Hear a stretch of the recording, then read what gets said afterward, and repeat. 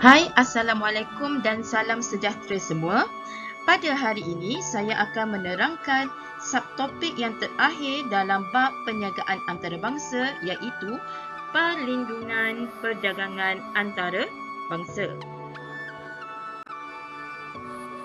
Untuk kaedah perlindungan pasaran domestik terbahagi kepada dua. Yang pertama adalah tarif dan yang kedua adalah bukan tarif. Tarif terbahagi lagi tiga iaitu duty ad valorem, duty spesifik dan juga duty compound. Manakala kaedah perlindungan pasaran domestik yang bukan tarif terbahagi kepada empat. Yang pertama adalah kuota, yang kedua adalah embargo, yang ketiga adalah subsidi dan yang keempat adalah piawai kesihatan dan keselamatan produk. Baiklah, kita lihat dahulu apakah yang dimaksudkan dengan tarif. Tarif merupakan cukai kerajaan yang dikenakan terhadap barangan yang dibawa masuk ke dalam negara. So, apabila cukai yang dikenakan oleh negara pengimport, ia akan menaikkan harga barangan yang diimport dan ini menyebabkan ianya tidak dapat bersaing dengan keluaran tempatan. Maka penduduk tempatan akan terdorong untuk membeli produk-produk yang dikeluarkan oleh syarikat tempatan. Okey, seperti yang saya beritahu tadi, tarif import terbahagi kepada tiga jenis iaitu duty ad valorem, duty spesifik ataupun duty khusus dan yang terakhir adalah duty compound. Baiklah, kita lihat dahulu tarif import yang pertama iaitu duty ad valorem.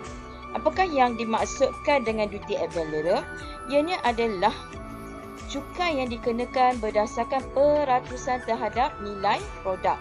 Maksudnya nilai produk itu nilai produk yang diimport oleh sesebuah negara. Okey, katakanlah kerajaan tempatan di sebuah negara mengenakan tarif sebanyak 50%. Maka barang yang diimport yang bernilai RM20,000 tadi akan dikenakan cukai RM10,000 Malaysia.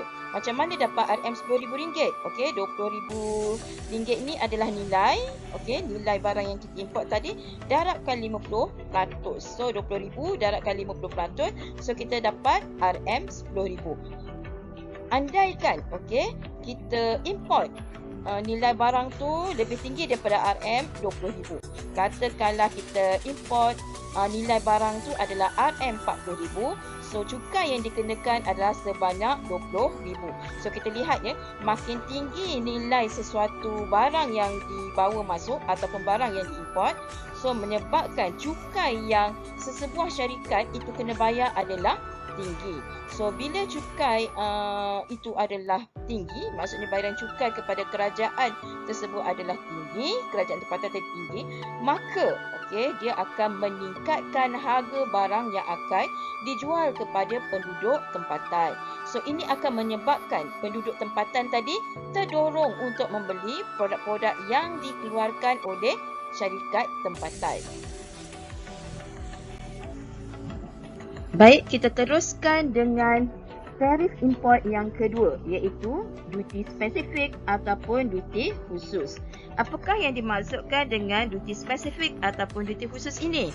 Ia adalah berasaskan sesuatu unit, sama ada dalam kilogram ke, meter ke, miligram ke, ianya bergantung kepada jenis produk yang diimport. Andai katalah untuk mengimport buah beris, okey. So cukai yang dikenakan adalah RM1 bagi setiap kilogram.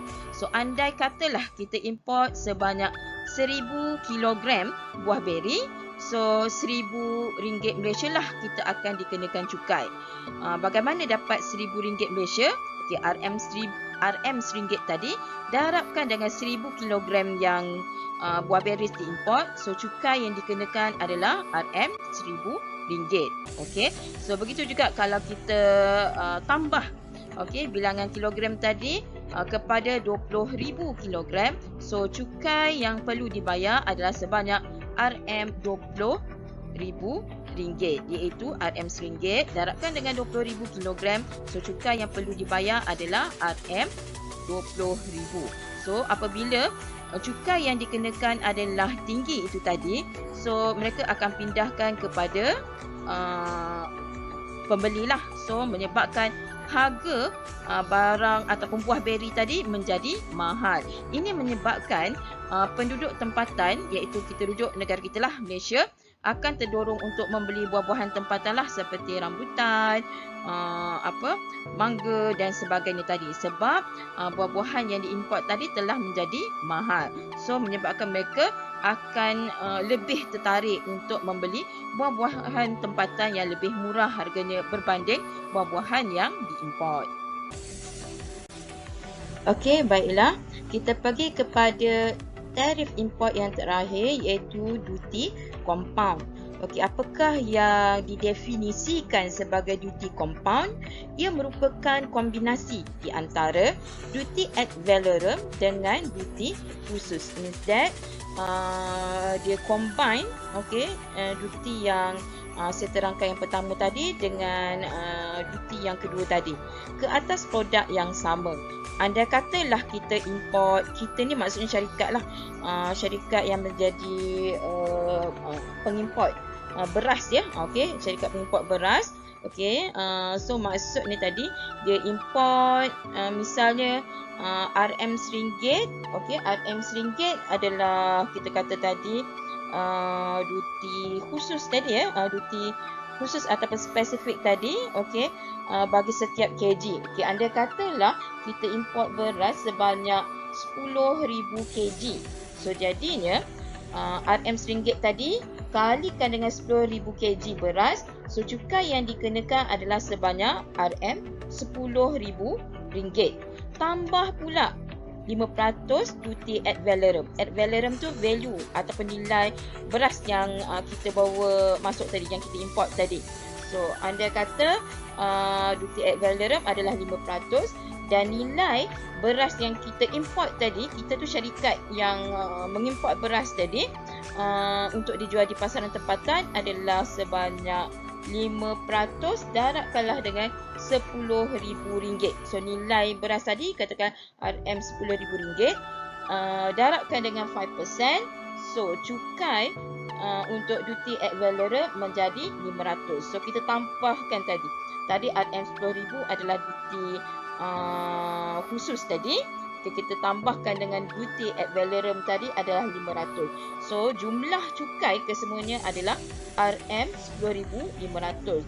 So kesimpulan nampak kat sini, apabila cukai itu menjadi tinggi ya, cukai menjadi tinggi, barang yang diimport akan menjadi mahal.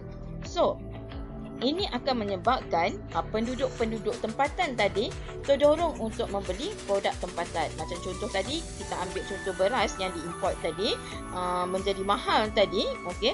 So menyebabkan penduduk tempatan tadi akan membeli beras-beras yang dikeluarkan oleh syarikat tempatan lah, iaitu syarikat Malaysia. Baiklah, kita lihat kaedah perlindungan pasaran domestik yang kedua, iaitu bukan tarif. Okey, untuk bukan tarif ni terbahagi kepada 4, iaitu kota, embargo, subsidi dan juga piawai keselamatan dan kesihatan produk. Okey, kita lihat terlebih dahulu apakah yang dimaksudkan dengan kota. Kota adalah had yang dikenakan terhadap jumlah unit atau nilai sesuatu barangan yang dikeluarkan atau digunakan atau diimport. So, kota ni lebih sinonim dengan kota import lah, sebab tujuan kenapa kita menggunakan kaedah perlindungan pasaran domestik ni, kita sebenarnya untuk membuat sekatan terhadap kemasukan barang-barang daripada luar negara dengan kuantiti yang banyak. So that's why lah, okey, kerajaan mengenakan kuota import tadi, iaitu menghadkan kuantiti sesuatu barangan yang diimport. So bila kita hadkan kuantiti, misalnya setiap bulan hanya sebuah kereta saja. Contoh kita ambil lah kereta Ferrari. Okey, setiap bulan hanya sebuah kereta Ferrari sahaja yang dibenarkan untuk diimport. So ini akan menyebabkan bilangan produk terhad.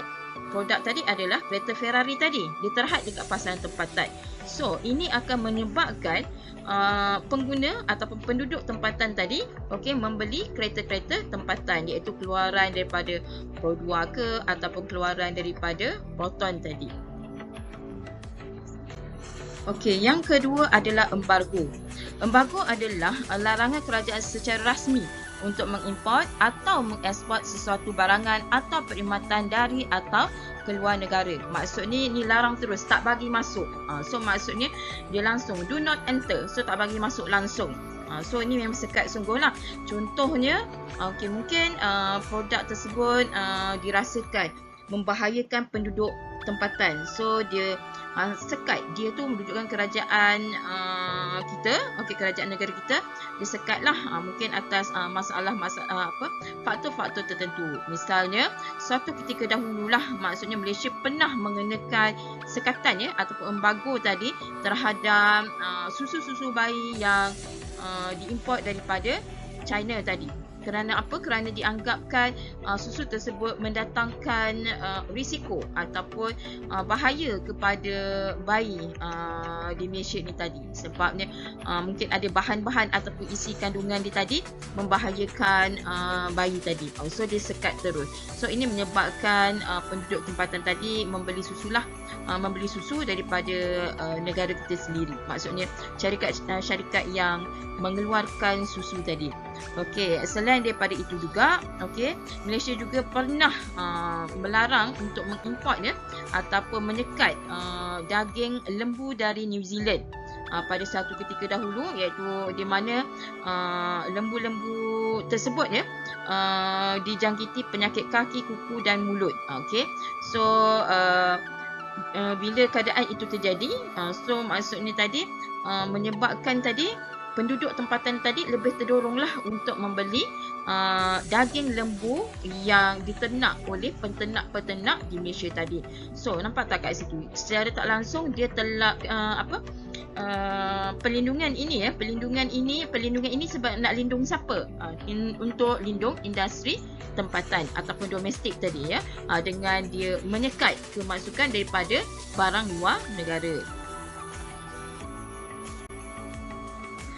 Jenis bukan tarif yang ketiga adalah subsidi. Apakah yang dimaksudkan dengan subsidi? Ia merupakan bantuan yang diberikan oleh kerajaan kepada individu, unit pengeluaran atau pengeksport sama ada dalam bentuk bayaran langsung seperti geran atau pinjaman. Ia boleh jadi juga langkah-langkah lain termasuk jaminan terhadap harga dan pasaran, khidmat atau kemudahan bantuan dan pemotongan atau pengecualian cukai. Contohnya macam ni. Katakanlah kita adalah pengusaha beras lah. So maksudnya kita ni adalah syarikat tempatan tadi. So maksudnya tadi kerajaan tadi bagi bantuan kepada kita, iaitu pengeluar beras tadi. Dia bagi anak pokok padi lah maksud saya. Dia bagi bantuan daripada segi baja, racun, mesin pembaja ataupun mesin penuai. So ini menyebabkan kos pengeluaran kita sebagai pengeluar beras tadi menjadi rendah. So bila kos pengeluaran rendah, so manfaat yang kita dapat adalah di mana harga beras yang kita jual adalah lebih kompetitif ataupun lebih murah berbanding beras-beras yang diimport daripada luar negara tadi. So ini menyebabkan penduduk tempatan tadi akan membelilah beras daripada syarikat kita tadi, iaitu kita yang mengeluarkan beras tadi. Penduduk tempatan lebih tertarik untuk membeli beras yang kita keluarkan sebab harganya lebih murah berbanding beras yang diimport, sedangkan kualiti dia sama sahaja. Baiklah, kita pergi kepada kaedah perlindungan pasaran domestik bukan tarif yang terakhir, iaitu yang keempat adalah piawai keselamatan dan kesihatan produk. Apakah yang dimaksudkan dengan piawai keselamatan dan kesihatan produk? Ia merupakan satu standard kualiti yang dikenakan ke atas produk yang ingin dipasarkan di peringkat antarabangsa. So, jika piawaian yang tinggi dikenakan ke atas suatu produk, so menyebabkan produk tersebut sukar untuk diimport ke dalam sesuatu negara. Okey, kalau dia tak capai tahap piawaian yang ditetapkan. So biasanya produk yang diimport yang akan dikenakan standard tertentu ni biasanya adalah untuk industri makanan, kosmetik, elektronik dan sebagainya. Sebab apa? Untuk menjaga keselamatan penduduk di negara kita. Okey, contohnya, okey, katakanlah kosmetik, okey, banyak kosmetik yang diimport daripada luar negara. Okey, jika tak menepati piawaian yang ditetapkan oleh KKM tadi seperti kandungan merkuri di dalam kosmetik itu yang boleh membahayakan penduduk tempatan bila mereka membeli produk tersebut, so menyebabkan produk tersebut tak dibenarkan untuk dipasarkan di Malaysia. So ini menyebabkan bila kemasukan produk-produk contoh tadi kosmetik tadi okey, bila dikenakan standard yang tinggi tadi untuk dibawa masuk ke dalam Malaysia, so menyebabkan kita terdoronglah untuk membeli kosmetik tempatan. Banyak kosmetik tempatan kat sini. So secara tak langsung kita boleh support lah industri kosmetik tempatan kita.